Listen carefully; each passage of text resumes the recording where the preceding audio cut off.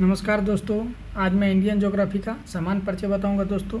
आगामी जितने भी एग्जाम हैं दोस्तों, यूपीपीसीएस 70 बीपीएससी, यूपीएससी प्री, शिक्षक भर्ती 3.0, आरओ एआरओ सभी के लिए दोस्तों महत्वपूर्ण है। चुनाव के कारण सब एग्जाम डिले हो चुका है, तो आप लोग के पास टाइम है तो अच्छे से पढ़िए और रिजल्ट लाइए। तो देख लीजिए, भारत दक्षिणी एशिया का एक प्रमुख देश है जो उत्तरी तथा पूर्वी गोलार्ध में स्थित है दोस्तों। भारत कहाँ स्थित है दोस्तों? उत्तरी और पूर्वी गोलार्ध में स्थित है। आगे मैं मैप में आपको दिखाऊंगा। आकार क्या है भारत क्या है? आकृति लगभग चतुर्कोणीय है। भारत का क्षेत्रफल 32,87,263 वर्ग किलोमीटर है दोस्तों। भारत का जो क्षेत्रफल है कितना है? 32,87,263 वर्ग किलोमीटर है, जो 20 के क्षेत्रफल का 2.4% है दोस्तों। कितना है? 20 का क्षेत्रफल का 2.4% है। क्षेत्रफल की दृष्टि से भारत विश्व का 7वां बड़ा देश है। क्षेत्रफल की दृष्टि से भारत विश्व का 7वां बड़ा देश है। जनसंख्या की दृष्टि से भारत विश्व में पहले स्थान पर है। चीन था दोस्तों, तो चीन को भारत ने यहाँ पछाड़ दिया है।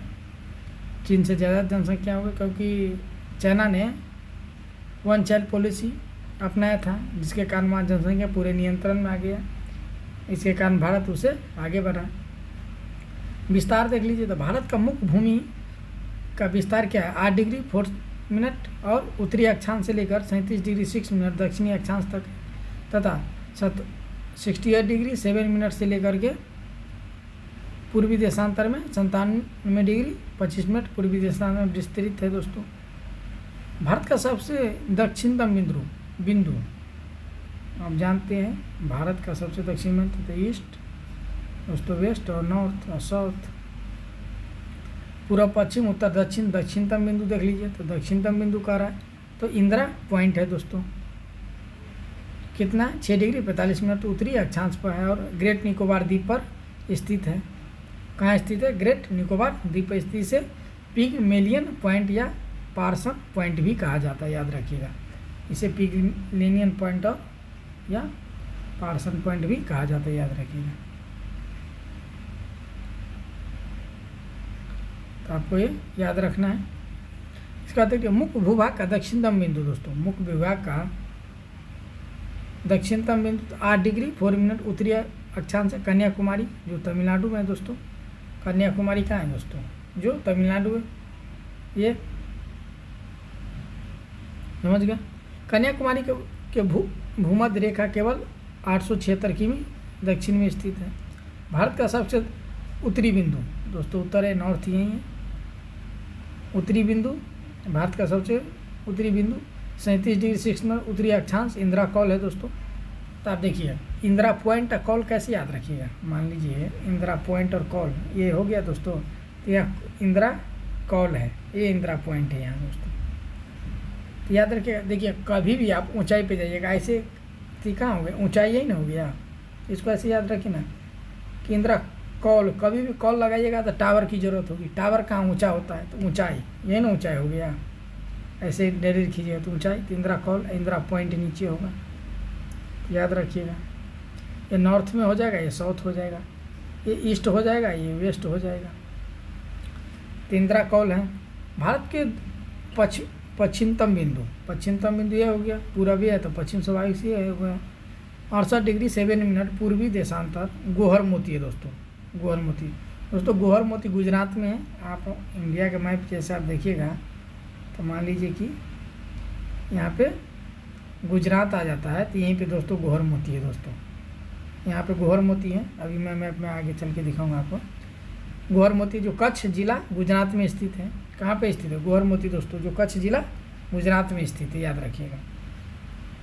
पूछ सकता है दोस्तों, जैसे गोहरमोती या किबिथु अरुणाचल प्रदेश में सबसे जो पूर्वी हिस्सा है। अरुणाचल प्रदेश भारत का सबसे पूर्वी हिस्सा क्या है? अरुणाचल प्रदेश है। अरुणाचल प्रदेश में भी सबसे पूर्वी क्या है? तो है किबिथु, याद रखिएगा। किबिथु है। गोहरमोती का सबसे दक्षिणतम बिंदु है, ईस्ट वेस्टतम है। जो जिला कौन सा पड़ता है? कच्छ गुजरात में पड़ता है। भारत के सबसे पूर्वी बिंदु दोस्तों 97 डिग्री 25 मिनट पूर्वी देशांतर है, जो किबिथु दोस्तों। ये किबिथु हाईलाइट कर दे रहा हूँ, ये किबिथु अंजाव जिला अरुणाचल प्रदेश में दोस्तों, याद रखिएगा। ये गोहरमती कहाँ है? कच्छ जिला गुजरात में दोस्तों, कच्छ जिला गुजरात में। अभी मैप में मैं आपको आगे चल के दिखाऊंगा आपको कच्छ जिला कहाँ है, गुजरात में है। तो आपको अच्छे से मैं अभी आगे दिखाऊंगा, आप आ जाइए, आपको मैप का ही दीदार कराऊंगा। देख लीजिए दोस्तों, ये अरुणाचल प्रदेश हो गया और ये गुजरात हो गया दोस्तों। देखिए ईस्ट, एक सेकेंड दोस्तों,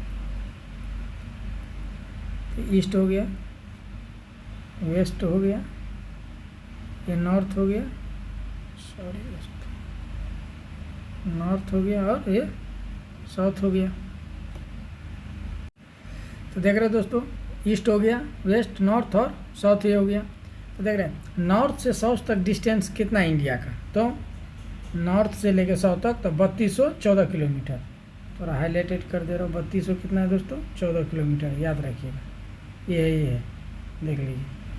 और ईस्ट से लेके वेस्ट तक तो 2933 किलोमीटर। तो नॉर्थ से लेके साउथ तक का है तो लद्दाख से लेकर कहाँ है दोस्तों, तमिलनाडु तक। यहाँ देख रहे हैं, ये यहाँ देख लीजिए, गुजरात से लेकर जहाँ गोहरमती से लेकर किबिथु तक, देख रहे हैं। तो ईस्ट से वेस्ट तक कितनी है डिस्टेंस, तो 2933 किलोमीटर। और नॉर्थ से साउथ तक तो 3214 किलोमीटर, याद रखिएगा। अब ऐसे पूछ देगा कि भारत की सबसे पूर्वी हिस्सा, तो याद रखिएगा क्या होगा, किबिथु होगा। और पश्चिमी तो गोहरमती का गुजरात के जिला कौन सा है, तो कच्छ है। और अरुणाचल प्रदेश में सबसे पूर्वी किबिथु है। तो लगभग आप लोगों को याद हो गया होगा।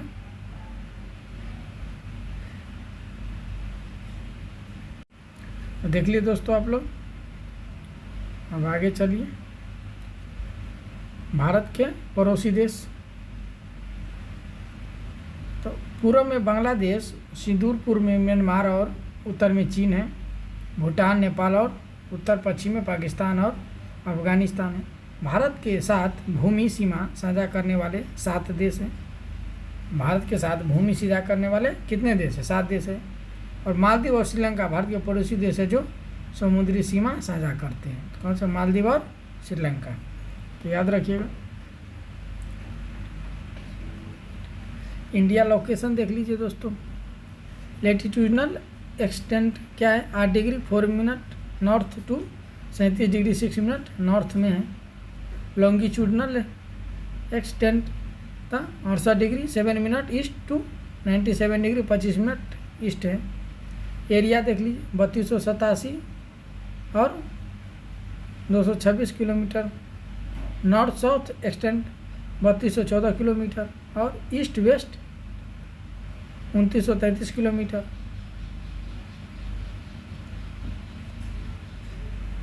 भूमध्य और भूभाग में के सबसे उत्तरी और दक्षिणतम बिंदु लगभग 30 डिग्री अक्षांश दूरी पर स्थित है एवं सबसे पूर्वी तथा पश्चिमतम बिंदु 30 डिग्री देशांतरे पर स्थित है। मुख्य भूभाग का अक्षांशीय तथा देशांतरीय विस्तार 30 डिग्री है। मुख्य भूभाग का अक्षांशीय और देशांतरीय विस्तार कितना है, 30 डिग्री है, परंतु फिर भी उत्तर से दक्षिण तक की दूरी 3214 किलोमीटर है। कितना है, 3214 किलोमीटर। पूर्व से पश्चिम तक 2933 किलोमीटर है, से अधिक है, क्योंकि ध्रुवों की ओर बढ़ने पर देशांतर के बीच की दूरी कम हो जाती है दोस्तों। ध्रुवों की ओर बढ़ने पर देशांतर के बीच की दूरी कम हो जाती है, जबकि अक्षांशों के मध्य लगभग समान दूरी बनी रहती है।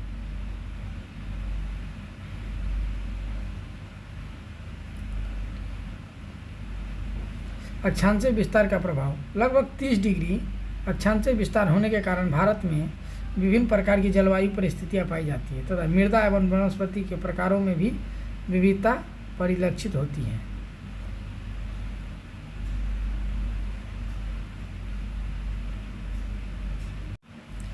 तो कर्क रेखा भारत के मध्य भाग से गुजरती है तथा भारत को उष्ण तथा शीतोष्ण कटिबंधीय क्षेत्रों में विभाजित करती है दोस्तों।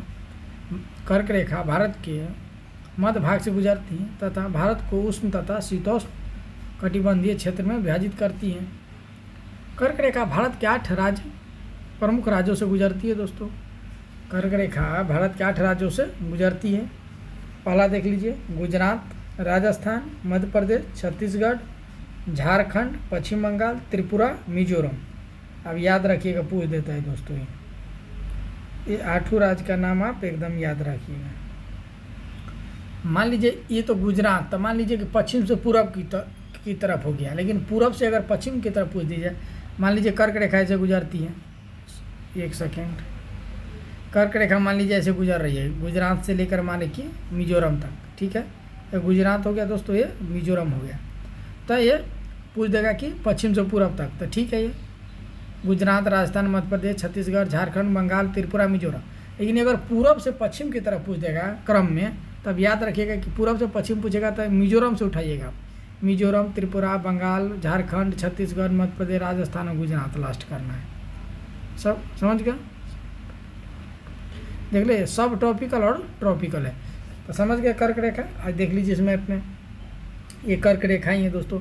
तो गुजरात, राजस्थान, मध्य प्रदेश, छत्तीसगढ़, झारखंड, पश्चिम बंगाल देख रहे हैं, उसके बाद पश्चिम बंगाल के बाद त्रिपुरा और मिजोरम, ये है त्रिपुरा और मिजोरम आ जाता है, तो हो गया। अगर इधर से पूछ देगा, मान लीजिए कि ईस्ट हो गया, ये वेस्ट हो गया, ये नॉर्थ है, ये साउथ है, तो मान लीजिए इधर से पूछ देगा तो मिजोरम, त्रिपुरा, पश्चिम बंगाल, झारखंड, पश्चिम बंगाल, झारखंड, छत्तीसगढ़ ले लीजिएगा, मध्य प्रदेश, उसके बाद राजस्थान और गुजरात, तो हो गया। तो देख लीजिए मैप में भी आप लोग देख लीजिए, इधर देशांतर का प्रभाव क्या है दोस्तों। तो लगभग 30 डिग्री देशांतरीय विस्तार होने के कारण भारत के सबसे पूर्वी तथा पश्चिमतम भाग के स्थानीय समय में 2 घंटे का अंतर है दोस्तों।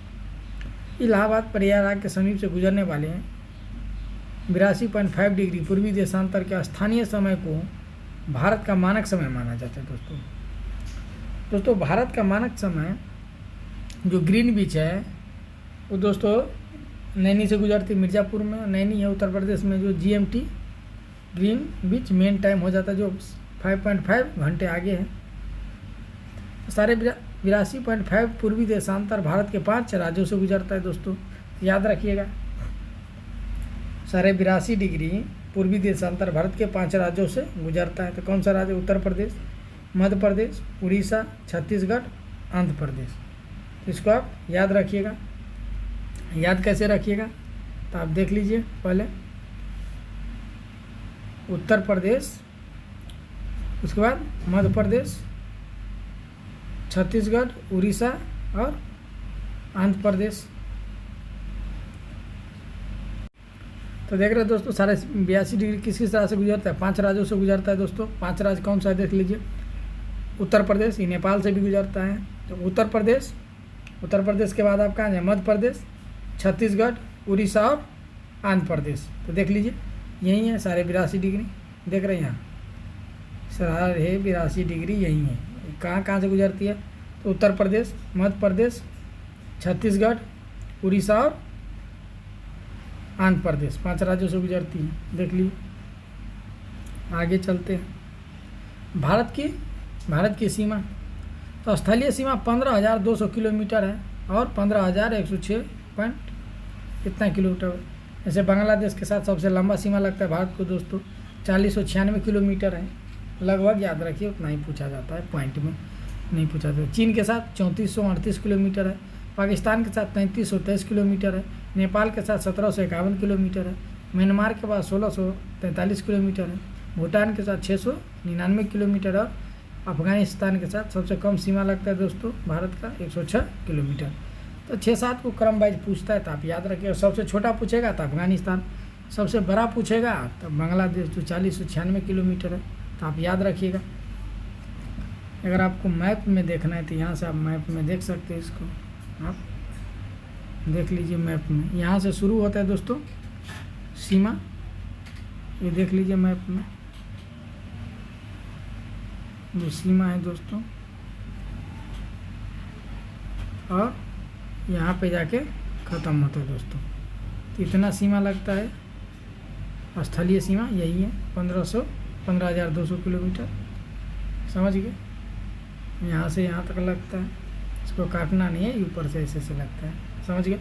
स्थलीय सीमा रेड क्लिप्स रेखा भारत पाकिस्तान भारत बांग्लादेश के सीमा मैकमोहन रेखा भारत चीन है और डूरंड रेखा भारत अफगानिस्तान है। तो ये भी याद रखिएगा कि रेड क्लिप भारत पाकिस्तान और भारत बांग्लादेश के मध्य सीमा है, मैकमोहन रेखा भारत चीन के साथ है, डूरंड रेखा भारत अफगानिस्तान के साथ है दोस्तों। तो आप याद रखिएगा, देख रहे हैं भारत और अफगानिस्तान के साथ यही है रेखा है, पाकिस्तान के साथ भारत और पाकिस्तान के साथ यही सीमा रेखा है दोस्तों। देख रहे हैं ये चाइना के साथ है दोस्तों भारत का सीमा, और ये अफगानिस्तान के साथ है। तो आप लोग देख पाते होंगे। रेड क्लिप किसके साथ है? भारत और पाकिस्तान के साथ है दोस्तों। ये रेड क्लिप है, ये रेड क्लिप है, देख लीजिए भारत और अफगानिस्तान के साथ डूरंड रेखा, ये डूरंड रेखा है दोस्तों। लिखा भी हुआ यहाँ डूरंड लाइन, आप देख पाते होंगे तो देखिए यहाँ लिखा भी है डूरंड लाइन, हाईलाइट कर दे रहा हूँ, यह डूरंड लाइन। इसके बाद भारत और चीन के बीच ये है दोस्तों, ये भारत और चीन के बीच है मैकमोहन रेखा दोस्तों, ये है मैकमोहन रेखा। थोड़ा इसको हाईलाइट कर दे रहा हूँ, ये है दोस्तों, इतना दूर है मैकमोहन रेखा जो हाईलाइट किया हुआ है, और ये भारत और अफगानिस्तान के बीच है दोस्तों, यह है डूरंड रेखा दोस्तों। समझ गए दोस्तों कैसे कैसे खींचा गया है। मुख्य भूभाग 108 किलोमीटर है। तो गुजरात, इसमें आंध्र प्रदेश, तमिलनाडु, महाराष्ट्र, केरल, उड़ीसा, कर्नाटक, पश्चिम बंगाल, गोवा, पुडुचेरी, दमन दीव, ये लोग इतने राज्य आ जाते हैं दोस्तों मुख्य भूभाग में। समझ गए।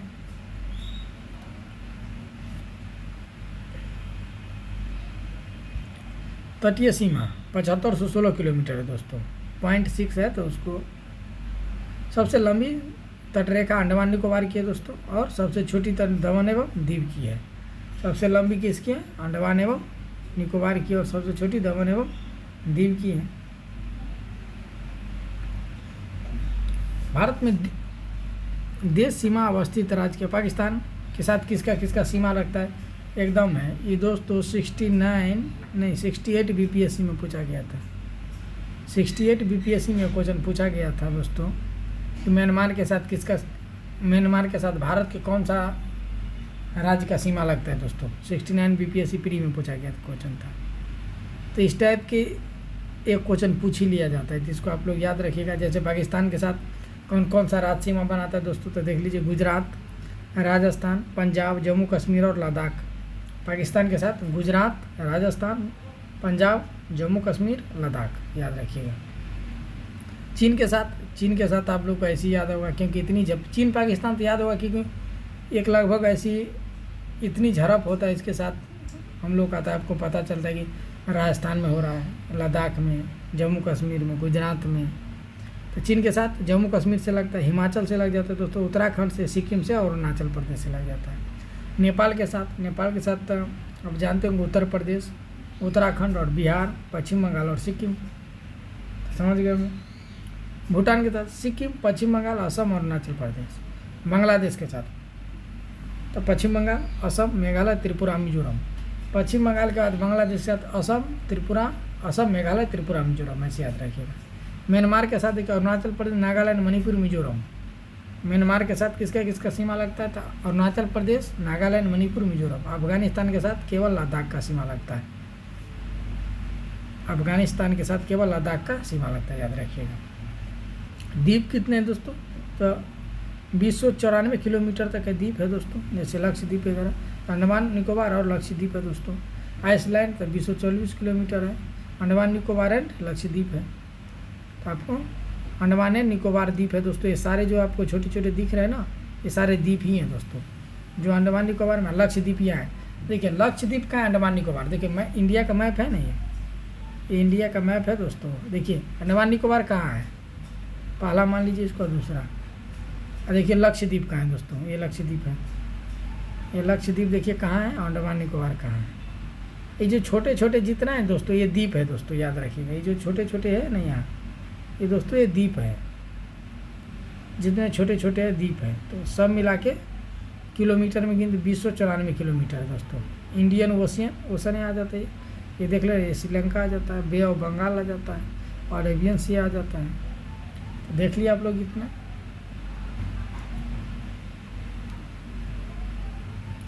आधार रेखा दोस्तों, जो आधार रेखा होता है, अब आधार रेखा देख लीजिए। तो देखिए दोस्तों 12 नॉटिकल माइल है, और 24 नॉटिकल माइल, और 200 नॉटिकल माइल। इसकी अपनी अपनी तीनों की अलग अलग विशेषता है दोस्तों। ये इंडिया की मैप है, ये आप बखूबी जानते होंगे। ये इंडिया की मैप है। यहाँ से 12, 24 और 200 नॉटिकल माइल, ये तीनों की अपनी अपनी एक खासियत है। देखिए सीमावर्ती सागर, जो 12 नॉटिकल माइल है उसको क्या दोस्तों, पाला को क्या बोला जाता है, सीमावर्ती सागर।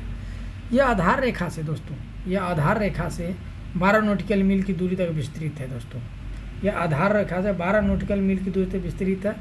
1 नॉटिकल मील बराबर 2.85 किलोमीटर होता है दोस्तों। इसमें 12 नॉटिकल आधार रेखा से जो 12 नॉटिकल मील यहाँ तक जो दूरी है दोस्तों, यहाँ तक जो दोस्तों दूरी है, इसमें कोई जहाज वगैरह नहीं आ सकता है दोस्तों। अगर आएगी तो इंडिया के परमिशन लेके ही आना पड़ेगा, ऐसे इसमें नहीं आ सकता है। 1 नॉटिकल माइल बराबर 2.85 किलोमीटर होता है। संलग्न क्षेत्र किसको बोला जाए, दूसरे को संलग्न क्षेत्र बोला जाए, जो 24 किलोमीटर होगा दोस्तों। जो आधार रेखा से 24 किलोमीटर होगा दोस्तों, को संलग्न क्षेत्र कहा जाता है। यह आधार रेखा से 24 नॉटिकल मील की दूरी पर विस्तृत है। इस क्षेत्र में भारत को सीमा शुल्क की वसूली आदि का वित्तीय अधिकार प्राप्त होता है दोस्तों। इसमें आवाजाही होगा, अगर आप सामान उतार रहे हैं, दूसरे देश से आ रहा है, चाहे इस क्षेत्र से आप गुजर रहे हैं सामान लेके, चाहे कुछ सामान इंडिया को उतारना है, तो आपको सीमा शुल्क देना होगा दोस्तों। सीमा शुल्क देना होगा, क्योंकि इंडिया के क्षेत्र से अगर आप गुजरते हैं, हर देश लेता है, तो इंडिया के क्षेत्र से अगर आप गुजरते हैं तो आपको सीमा शुल्क देना ही पड़ेगा, ऐसे काम नहीं चलेगा। अनन्य आर्थिक क्षेत्र दोस्तों, अनन्य आर्थिक क्षेत्र ये क्या होता है, यह आधार रेखा से 200 नॉटिकल मील की दूरी पर विस्तृत है। अनन्य आर्थिक क्षेत्र क्या है दोस्तों, यह आधार रेखा से 200 नॉटिकल मील की दूरी पर विस्तृत है। इस क्षेत्र में भारत को वैज्ञानिक अनुसंधान, नए द्वीपों के निर्माण तथा प्राकृतिक संसाधनों की दोहन का अधिकार है दोस्तों। तीसरा में दोस्तों आधार रेखा से 200 नॉटिकल माइल दोस्तों। यहाँ पे ना दोस्तों आधार रेखा के 200 नॉटिकल माइल पर दोस्तों यहाँ नए खोज कर सकते हैं भारत, प्राकृतिक संसाधन का, तेल का, जिस भी चीज़ का खोज करना होगा भारत को, तो यहाँ पे भारत आसानी से कर सकते हैं। इसके बाद उच्च सागर विस्तृत है, जहाँ सभी देशों को समान अधिकार प्राप्त है। इसके बाद का जो क्षेत्र आता है ना दोस्तों 200 नॉटिकल माइल का, इसके बाद का जो क्षेत्र आता है, इसमें सभी का अधिकार प्राप्त है, इसमें आ जा सकता है, इसमें कोई किसी का रोक टोक नहीं होता है, इसमें कोई आ जा सकता है, इसमें रोक टोक नहीं है। आधार रेखा टेढ़े मेढ़े तट को मिलाने वाली काल्पनिक रेखा है दोस्तों। आधार रेखा क्या है, टेढ़े मेढ़े तट को मिलाने वाली काल्पनिक रेखा है। सागरीय विस्तार देख लीजिए। प्रायद्वीपीय भारत के पूर्व में बंगाल की खाड़ी तथा पश्चिम में अरब सागर स्थित है। प्रायद्वीपीय भारत के पूर्व में बंगाल की खाड़ी तथा पश्चिम में अरब सागर स्थित है। बंगाल की खाड़ी का मध्य समुद्र तल और अरब सागर से अधिक है।